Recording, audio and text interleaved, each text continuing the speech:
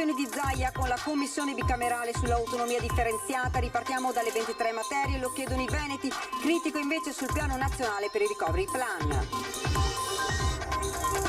Posso garantire che ci saranno delle novità, l'ha dichiarato oggi il governatore veneto sul caso dell'imprenditore veneziano detenuto in Sudan. Danni ad alcuni stabilimenti balneari di Sottomarina per una violenta tromba d'aria abbattutasi nella notte. I gestori, ennesima ammazzata, ma non ci pieghiamo. Il ministro del turismo Garavaglia stamane a Venezia, l'incontro con il presidente Zaia e gli operatori del settore, sul tavolo tanti temi dalla ripartenza dei voli internazionali alla carenza di personale. Da domani i ristoranti aperti anche al chiuso e Venezia dopo mesi di inattività riapre lo storico Eris Bar, parla Arrigo Cipriani.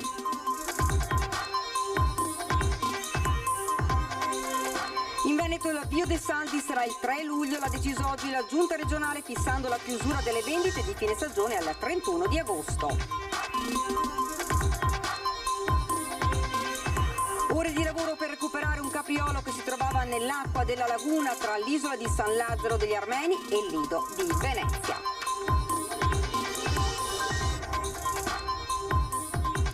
Buonasera, ben ritrovati dalla redazione di Venezia. Dunque l'avete sentito, nel pomeriggio il presidente Zaia è stato in audizione alla commissione bicamerale per gli affari regionali, sul tavolo il tema dell'autonomia. Per noi sul posto Filippo Fois, sentiamo.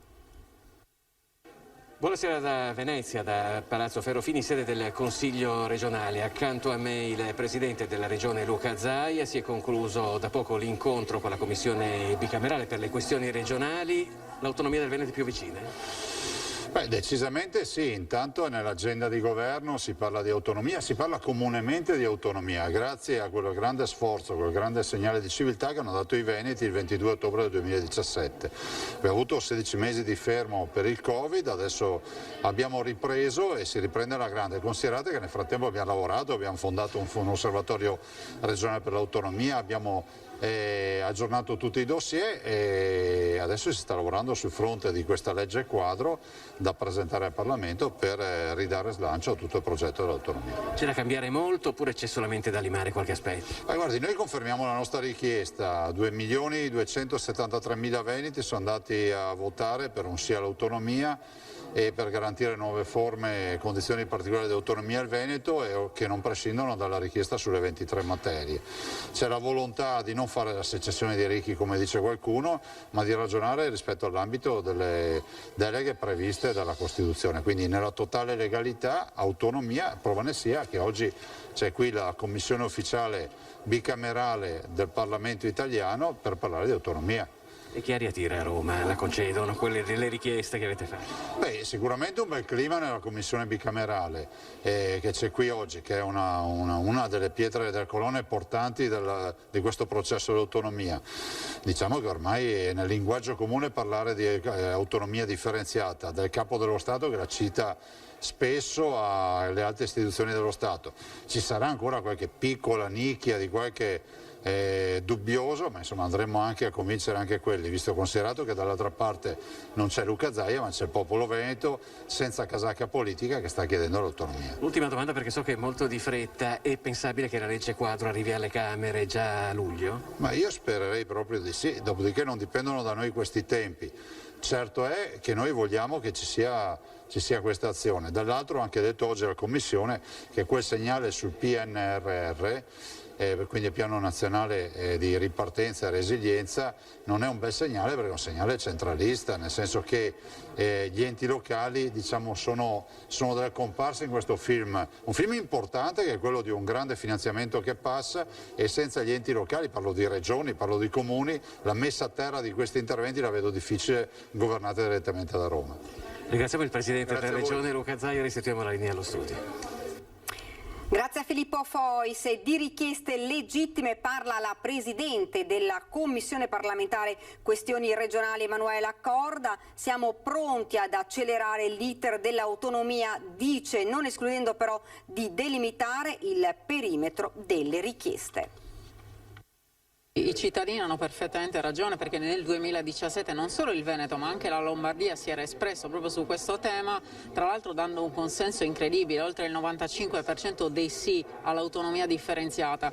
Noi come Commissione bicamerale non possiamo fare altro che dare nuovo impulso ovviamente a questo processo, perché purtroppo c'è stato questo evento gravissimo della pandemia che ha bloccato un pochino i lavori parlamentari e anche i nostri, ahimè. Infatti oggi abbiamo ripreso una missione che era stata purtroppo annullata a causa Covid, ma devo dire che oggi con il Presidente Zaia, con il Consiglio regionale abbiamo preso degli impegni importanti e ci teniamo a rimarcare che comunque... Vale a dire?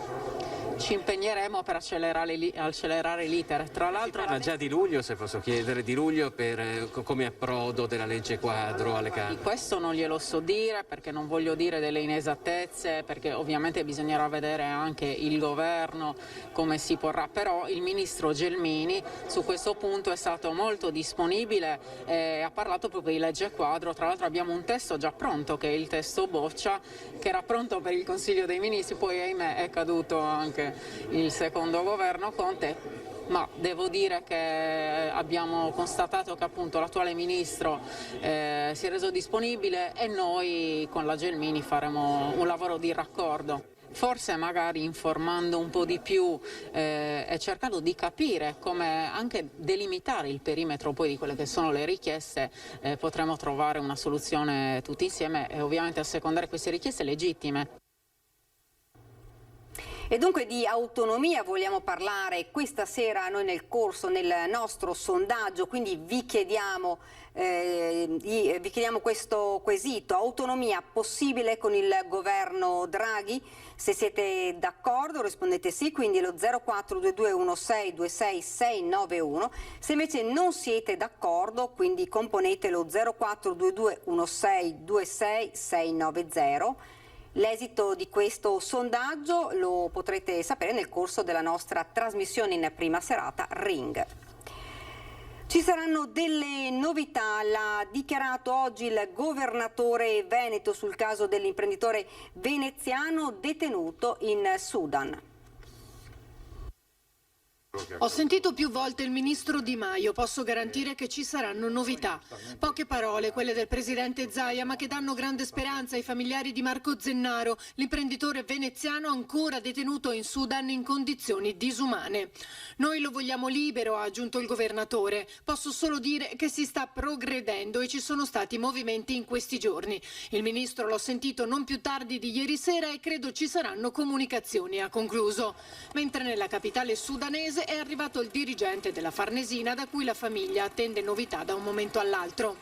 Da giorni si sono mossi anche gli esponenti politici locali per tenere alta l'attenzione sul caso di Zennaro, detenuto senza alcuna giustificazione nella capitale sudanese da ormai 2 mesi.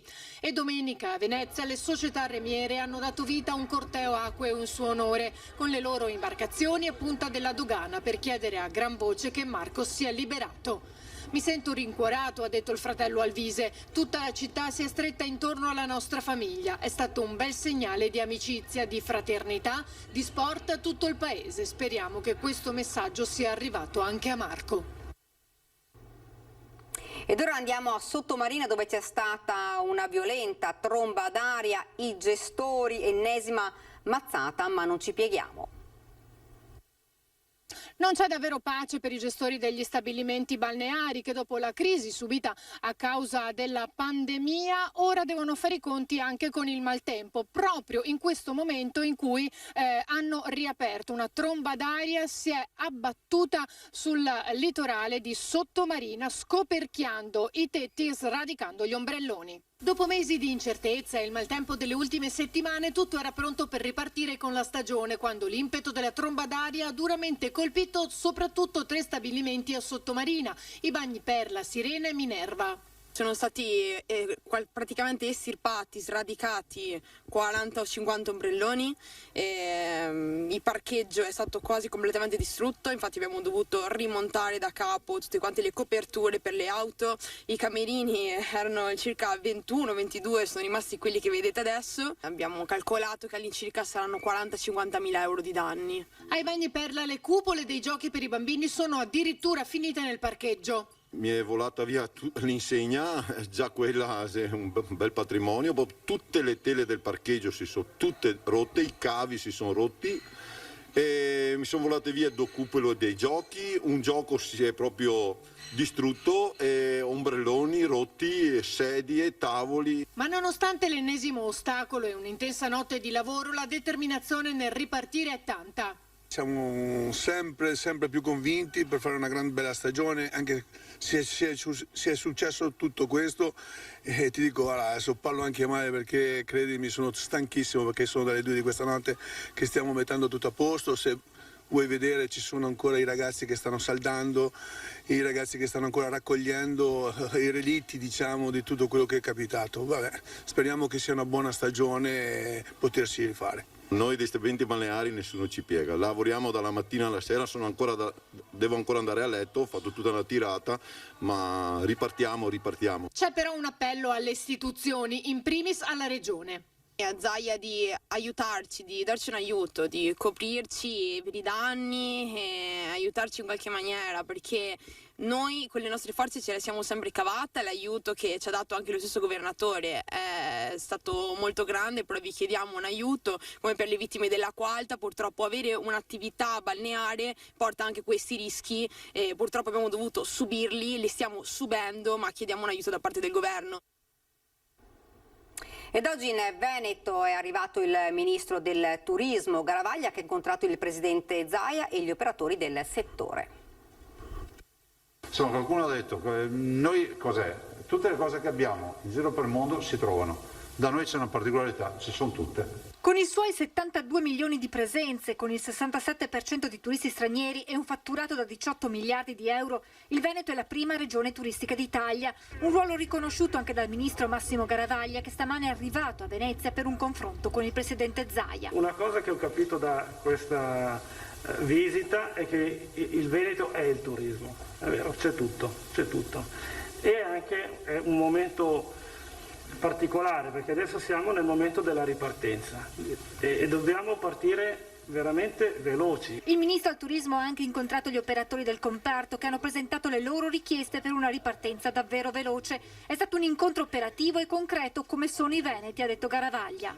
Prima istanza è quella di fare in modo che ci sia la possibilità di assumere personale, cioè tutte le imprese, ma non solo quelle turistiche, mi stanno letteralmente messaggiando rispetto al fatto che c'è la carenza di occupati. Per il turismo il governo ha già previsto una decontribuzione e su questo spingono gli operatori del settore. Si chiede di estenderlo anche agli stagionali, giusto? Perché anche gli stagionali hanno questa necessità. Istanza che Garavaglia si è impegnato a portare come emendamento al decreto semplificazioni o sostegni.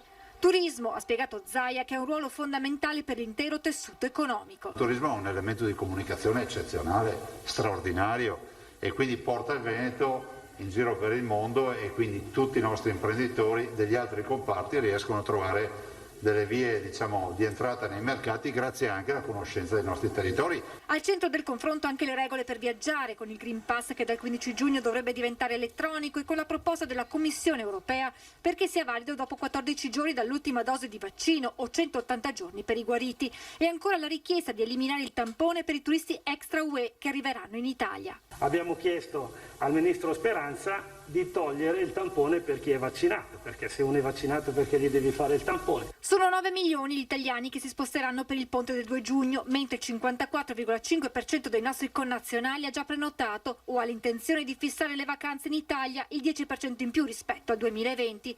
L'obiettivo ora è quello di intercettare i turisti stranieri. Se riusciamo a sbloccare il tema dell'incertezza che molti stranieri hanno per venire qui, che hanno paura della quarantena o quant'altro, decisamente si va avanti. Un'ultima battuta il ministro la fa sul tema autonomia legata al turismo. L'autonomia dà una spinta in più, dà più voglia di fare, più voglia di fatturare.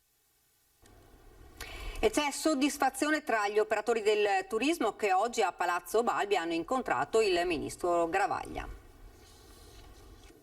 Garavaglia è una persona concreta che sa ascoltare, è un coro unanime quello che si alza dagli operatori del turismo che hanno incontrato il ministro. Sul tavolo le priorità per ripartire, ad iniziare dalla carenza di personale, ma dall'esponente del governo sono arrivate rassicurazioni. Il consolidamento della legge 145 della Bolkestein, il ministro anche oggi ci ha dato conferma e rassicurazione che subito dopo l'estate verrà ripresa in maniera proficua l'interlocuzione col commissario Breton. La situazione è al momento tragica, ad esclusione di mare e montagna da cui arrivano segnali di ripresa per luglio e agosto, le città e i borghi sono in sofferenza. È la fotografia di Assoturismo Veneto Confesercenti che evidenzia come a pesare sia l'assenza dei turisti stranieri. Finché non vengono rimessi tutti i voli intercontinentali e internazionali dovremo soffrire. Invece il polso sul mare e montagna, visto la nostra presenza degli italiani, è abbastanza buona. Concetto questo rimarcato anche da Federalberghi. Uno riguarda quello delle infrastrutture. Se il turismo riparte, necessariamente c'è bisogno che riparta anche tutto il sistema del trasporto, altrimenti resteremo relegati ancora per molto a un turismo di prossimità e non ce lo possiamo permettere. E domani, con la possibilità di tornare al ristorante anche al chiuso, a Venezia dopo mesi di inattività riapre lo storico Harris Bar. La nostra intervista ad Arrigo Cipriano. Arrigo Cipriani, si riapre? Sì, adesso siamo pronti. Ci siamo preparati per gli ultimi 2 mesi, per i 2 mesi avevo sempre pensato al giorno dell'apertura e adesso finalmente, il 1° giugno, siamo aperti per i clienti. Abbiamo fatto entrambi il tampone e il vaccino e quindi siamo tutte e 2 senza mascherina per questo. Lei ha fatto il Pfizer, credo, no? Io ho fatto il cinese invece, ho fatto il cinese a Dubai, dove abbiamo 2 ristoranti e allora ho trovato l'occasione di farlo, l'ho fatto un paio di mesi fa. San Marco, Venezia, siamo nel locale dichiarato nel 2001 patrimonio nazionale del Ministero dei Beni Culturali. L'Harris Bar, tanto caro a Hemingway, riapre dopo mesi di chiusura e totale inattività. Sarà l'apertura e chiusura, sarà più di 1 anno. Qui per le riaperture previste il ricambio d'aria 17 volte ogni ora. Tiriamo fuori 22.500 metri cubi d'aria ogni ora e vede, ci sono le finestre aperte. Se fa freddo abbiamo il riscaldamento che è sufficiente per riscaldare la chiesa di San Marco. La sua ricetta per la ripresa non si trova in cucina ma attinge a sfere superiori, dice. L'unica cosa che io mi auguro è che finisca un periodo del mondo che era improntato soltanto all'immagine. C'è l'immagine di chi si fa vedere, c'è l'immagine dei social, c'è l'immagine di Facebook, di Instagram, tutte queste cose qua. E si è pensato poco ai contenuti. E con il lavoro e il turismo che l'uomo torna ad essere libero, precisa. Io credo che il Covid dovrebbe pensare proprio questo, a fare in modo che gli uomini ridiventino uomini che lavorano, uomini che pensano le cose. Il virus non lo ha mai spaventato. La morte non è davanti a noi, la morte è dietro di noi, è sulle cose che noi avremmo potuto fare, c'era tempo per farle, non le abbiamo fatte, è troppo tardi per farle, quella è la morte, davanti non c'è. Le occasioni perse, mancate. Esattamente, le occasioni perse che non si ripetono più. La ripresa per Arrigo Cipriani è l'elogio alla vita. Io aspetto la ripresa della vita e la ripresa del lavoro. Sente, sta suonando il telefono un'altra volta. In Veneto l'avvio dei saldi è fissato per il 3 luglio prossimo e in parziale deroga alla normativa regionale è consentito lo svolgimento delle vendite promozionali anche nei 30 giorni antecedenti alle vendite di fine stagione. Lo ha deciso oggi la Giunta regionale fissando la chiusura delle vendite di fine stagione al 31 di agosto in accordo con le associazioni di categoria nel mondo commerciale, commenta l'assessore regionale allo sviluppo economico ed energia Roberto Marcato. Abbiamo deciso che con i saldi estivi torniamo alla normalità con l'avvio a inizio luglio, ma allo stesso tempo abbiamo scelto di offrire in via eccezionale la possibilità di svolgere vendite straordinarie nel mese antecedente. Ed ora un'incredibile avventura per un piccolo capriolo che questa mattina ha raggiunto a nuoto l'isola degli Armeni a Venezia. L'animale è stato tratto in salvo e sta bene.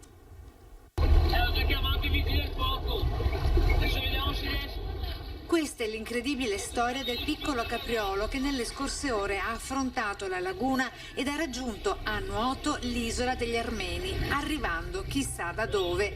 L'animale si è salvato grazie all'intervento di alcuni veneziani che a bordo delle loro imbarcazioni lo hanno prima avvistato e poi chiamato in suo aiuto i vigili del fuoco.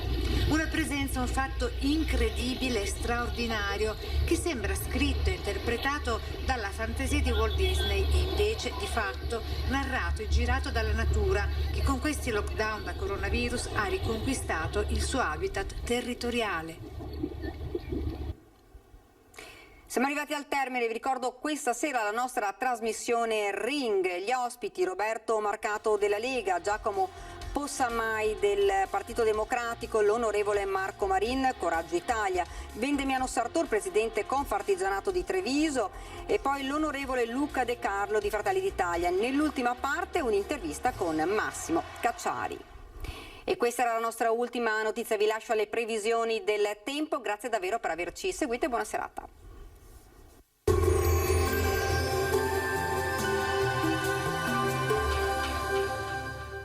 Il Piccolo Scavo è specializzato nella realizzazione di impianti fognari, sottoservizi per utenze e adeguamento fognario alla rete consortile. Bentrovati al meteo. Il mese di giugno inizia con l'anticiclone che protegge il nostro territorio. Da metà settimana poi in arrivo anche il primo vero caldo estivo. Vediamo il dettaglio. Sul Veneto la grafica di martedì evidenzia una situazione tranquilla. Come detto, l'alta pressione garantirà un tempo asciutto e stabile con tanto sole su tutti i settori della nostra regione. Qualche addensamento in giornata, ma insomma senza piogge. Temperature stazionarie gradevoli, minime tra 10 e 15 gradi, valori massimi compresi invece tra i 19 e i 25 gradi all'incirca. Ci spostiamo ora sul Friuli Venezia e Giulia, anche qui avremo un ampio soleggiamento, qualche nuvola in più al mattino ma sarà del tutto innocua. Temperature minime tra 10 e 14 gradi, massime sui 22 e 23 gradi. Infine ci spostiamo sul Trentino Alto Adige dove di fatto avremo poche novità, sarà soleggiato ovunque, il cielo si presenterà sereno o al massimo poco nuvoloso. Temperature minime intorno agli 11 gradi, massime sui 24-25 gradi. Dal meteo per ora è tutto, vi auguro come sempre un buon proseguimento in compagnia di Antenna 3. Arrivederci al prossimo aggiornamento.